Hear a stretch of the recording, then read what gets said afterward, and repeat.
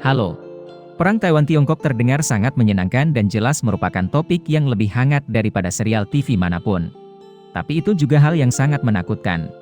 Karena jika perang itu pecah, kehidupan kita masing-masing akan sedikit banyak terpengaruh. Jadi yang masih didoakan semua orang adalah agar Taiwan dan Tiongkok tetap damai seperti sebelumnya. Namun baru-baru ini, Taiwan telah mengambil tindakan lain yang membuat dunia khawatir akan pecah perang. Bahkan AS harus segera memanggil semua pihak untuk menenangkan diri. Dan aksi itu merupakan tembakan peringatan Taiwan terhadap pesawat mata-mata Cina dengan peluru tajam. Insiden itu terjadi pada pukul 6 sore pada tanggal 30 Agustus 2022 di daerah Kinmon.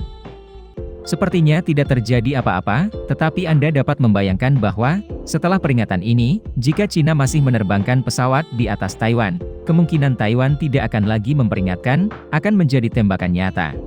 Dan begitu Taiwan menembak, mungkin negara yang memulai perang besar. Bahkan sangat besar hingga AS akan ikut perang ini. Dan kehidupan seluruh dunia akan terbalik. Tapi mengapa Taiwan begitu nekat menembak Huawei Cina? Mari kita cari tahu bersama.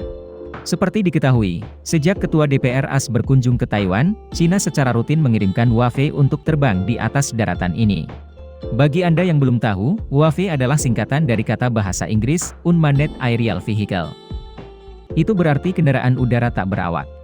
Ini adalah perangkat terbang yang digunakan untuk tujuan pengintaian, mengambil gambar dari atas. Dan beberapa bahkan dilengkapi dengan rudal, yang secara akurat dapat mencapai target tertentu. Tentu saja, dalam kasus Cina, negara tersebut tidak akan menggunakan Huawei untuk menyerang Taiwan. Tapi Huawei hanya digunakan untuk memata-matai apa yang dilakukan Taiwan, bagaimana persiapan militer. Namun, menurut para pemimpin Taiwan, meski tanpa senjata ofensif, terbang di langit Taiwan masih menjadi provokasi serius oleh Cina. Kementerian Luar Negeri Taiwan mengatakan kepada media setelah tembakan peringatan terjadi, ada ajaran Tiongkok kuno bahwa, orang yang tidak diundang dianggap pencuri. Apakah mendobrak pintu atau mengintip dari udara, orang-orang Taiwan tidak menyambut pencuri ini. Jelas bahwa Taiwan menyebut pencuri Cina, mengintip dari udara. Tentu bukan Kementerian Luar Negeri Taiwan yang berani mengeluarkan pernyataan seberani itu.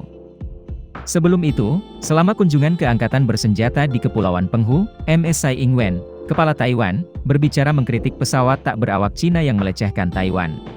Dia mengatakan dia telah memerintahkan Kementerian Pertahanan Nasional untuk mengambil tindakan pencegahan yang diperlukan dan kuat untuk melindungi wilayah udara Taiwan. Kami tidak akan memicu kontroversi dan kami juga akan menahan diri, katanya. Tapi bukan berarti kita tidak bereaksi.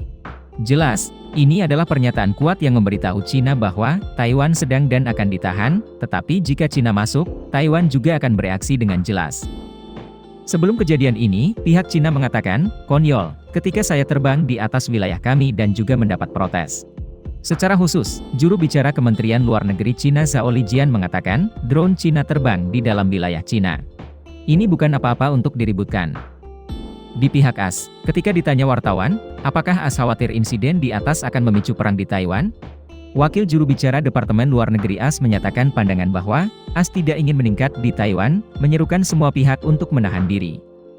Selama beberapa minggu terakhir, Cina telah bereaksi berlebihan dan provokatif, sementara AS dan wilayah lainnya telah ditahan dan dimintai pertanggungjawaban. Secara eksternal, kami sangat jelas, penting untuk tidak melakukan eskalasi dan tidak ada alasan untuk menyebabkan krisis.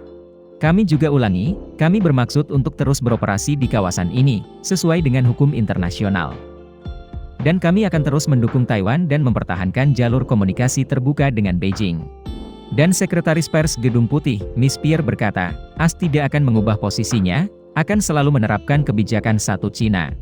Dengan kebijakan satu Tiongkok, AS akan terus bekerja sama secara kuat dengan Taiwan.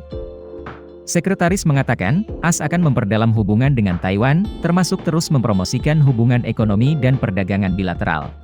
Dalam hal militer, AS akan terus mendukung Taiwan dengan rencana menjual 160 rudal darat ke udara dan anti kapal ke Taiwan. Pemerintahan Biden akan meminta Kongres untuk menyetujui penjualan senjata senilai 1,1 miliar dolar ke Taiwan. Termasuk 60 rudal anti kapal Harpoon dan 100 rudal udara ke udara Sidewinder.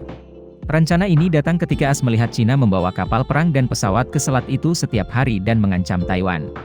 Dengan demikian, AS akan tetap mendukung Taiwan secara militer. Berdiri di samping AS, tidak mengherankan jika pemimpin Taiwan itu berani bersikap keras terhadap Cina. Dan Taiwan berani melepaskan tembakan peringatan dari pesawat Cina. Tapi bagaimanapun, saya masih berharap semuanya akan berhenti pada tembakan peringatan. Tidak akan ada perang. Perang antara Rusia dan Ukraina saja sudah cukup membuat dunia gila, harga bensin naik tajam. Video berakhir di sini. Terima kasih semua untuk menonton dan menyukainya. Jika menurut Anda videonya bermanfaat, beri kami suka dan berlangganan saluran untuk mendukung kami. Sampai jumpa dan sampai jumpa lagi.